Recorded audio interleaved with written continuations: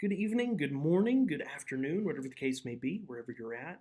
I am greeting you from Israel. Actually, that's not true. I'm in Palestine right now, very close to the border. You have to forgive me. I'm not dressed in suit and tie, anything like that. We've been traveling for the past 4 or 5 days. I've been visiting some of the holy sites here. It's been a wonderful trip, but of course, that is why I look very hobo-ish today. I'm not in my suit and tie, so forgive me for addressing this class in my Vans and sweatshirt, whatever the case may be. I hope you don't mind. It is an honor and privilege to be asked uh, by brother or Professor Johnny Payton to be involved in this class. And so I want to thank him for letting me be involved as well. If I did not already introduce myself, my name is Nathan Miller. I'm the associate pastor at a wonderful church called Calvary Tabernacle United Pentecostal Church in Burlington County, New Jersey. That is central New Jersey. We're about an hour away from New York, about 45 minutes away from Philadelphia. Depending on your mode of transportation, you can get there a little bit faster or a little bit longer. It's a wonderful church. I love that church. My mom and dad were home missionaries, planted that church, and it's a wonderful, thriving church that also services the joint base there in that area as well. So we have a lot of military that come in and go out. I have been an associate pastor for a year and a half, close to 2 years. I was an assistant to the pastor about 5 years before that. But I've always been involved in ministry. For those of you who've been involved in home missions, you know what I'm talking about. There's nothing that you don't do. You sing, you play, you do all those different things. And so, of course, I've been involved in ministry that great many years. But about 5 to 6 years ago, I really felt my call to pastor, and so became an assistant to the pastors. And about 2 years ago, I was voted in by the church to be the associate pastor. And so it is my honor and privilege to be able to do that. My pastor is the Reverend Dr. Cindy Miller. She's an amazing lady. Of course, I say Reverend Doctor. I joke with her. She's much more humble than that. But I love her to death. Wonderful lady.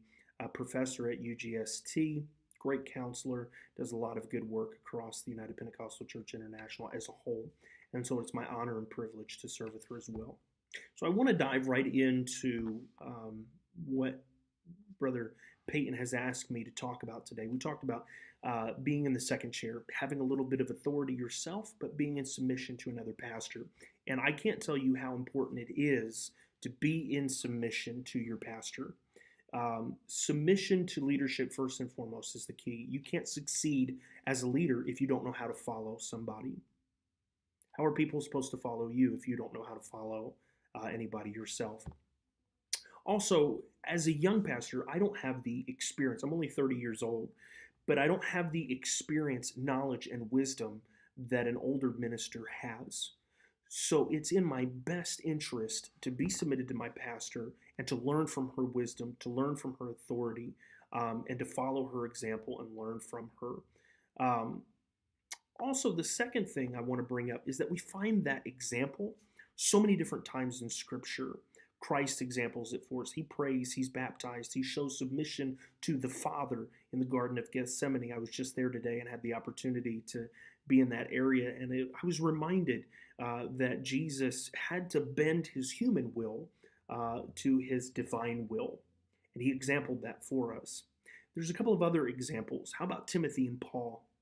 Timothy is a young protege, a pastor in his own right, but he is getting instruction from Paul. He's doing ministry from Paul because he understands that there's things in his life and in his ministerial experience that he doesn't know how to handle. So Paul is writing letters to Timothy to teach him how to tackle these examples and do different things like that.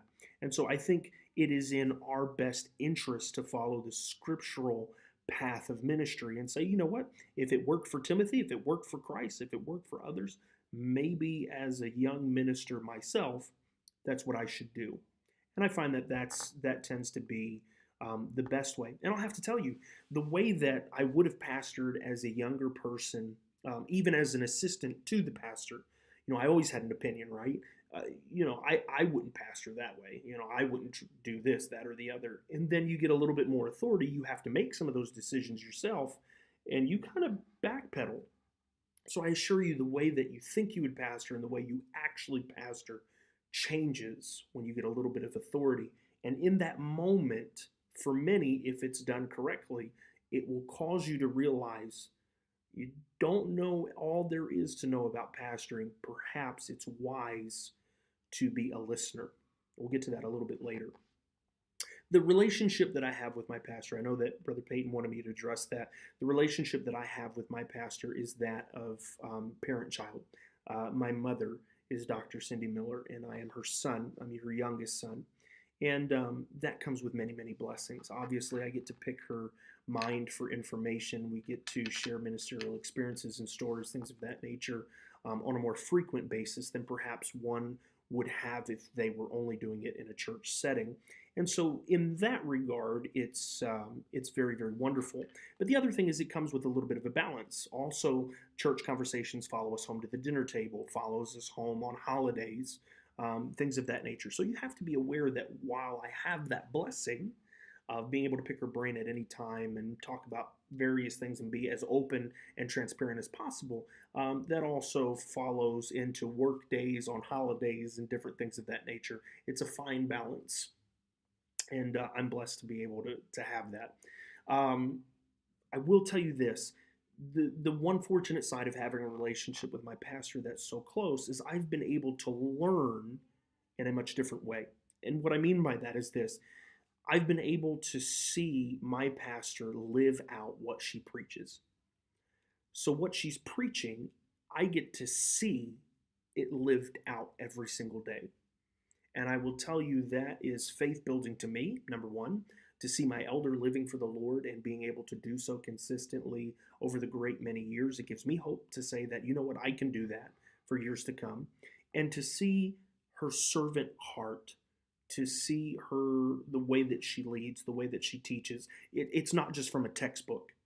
She's learned this. She's applying it time and time and time again. It's come with difficulties through life, things in life, and life has taught her many things. And so as a result, I get to see that firsthand. And so many of you, perhaps maybe your parents are pastors or in a leadership role, maybe perhaps you have the benefit of doing that. I encourage you to learn, glean from them on a consistent basis. It's probably one of the best things that you could do. But I'll tell you what's amazing about that is I've learned what it is to be in submission in ministry. You know, as pastors, sometimes it's easy to get caught up in this whole, well, I'm the pastor, and so, I have perks of being the pastor. That's not the case. I've seen my mom be a servant to the congregation that she leads. As pastor, you're called to lead, but you're called to serve as well. You're called to serve the congregation that you lead. And I've seen that firsthand. I've seen my mom wait until everybody, maybe a dinner at the church, I've seen my mom wait until everybody has been served. And she's the one doing the serving, by the way. She's the one getting drinks. She's the one getting food for people, not just sitting in a corner being served themselves. That to me is so important because it changes the way that I think and the way that I feel about those that I'm leading. I'm exempling to them, hey, I'm trying to be like Christ here. I lead you, but I'm also willing to wash your feet. I'm also willing to be a servant to you. And so I think that was probably one of the greatest lessons that I could ever learn. And I got to see it up close time and time again, not just at church settings, but for people, when a widow in the church couldn't get to work because she broke down and she's calling her at 4:30, 5 o'clock in the morning for a ride. I got to witness firsthand my pastor meet the need of a saint at that hour in the morning. I know there's some pastors out there that wouldn't do that. And so I'm very, very blessed to have that. The last piece of information that I'm going to share, and then I'm going to close this down because I know that there are many others that are out there that are much wiser than myself, so I'll keep it under 10 minutes. But probably the best thing that I can say is being an associate pastor has taught me one thing: be quick to listen, slow to speak. One of the things that happens is when you get a little bit more of authority, you want to be quick to show that you're able to handle that authority. You want to be quick to be able to show that your faith in me, your church, whatever the case may be, it's well-founded. And the desire is to be quick into action. I'll handle it. I'll do this, that, and the other. And the best piece of information that I can give is to be slow to speak, slow to act, be quick to listen, and wait. and be patient. Having a pastor that is willing to pour into me and willing to allow me to make mistakes and help me to learn from them is one of the greatest gifts that I have ever had. And I hope for those that are watching today, you get that same gift. It's a blessing to be able to learn under another and to be submitted to another. I have the biblical example, Timothy with Paul, Christ with from his fleshly to the divine. But also, I have an earthly example in my pastor, and I hope many of you have that pastor as well that can teach you what it is to do ministry while being submitted. So that's my 2 cents. Again, I greet you from Palestine. I hope all of you are doing well, and I hope that you are successful in ministry. God love you. God bless you. And I pray for you that you will find success in your chosen path of ministry. God bless you.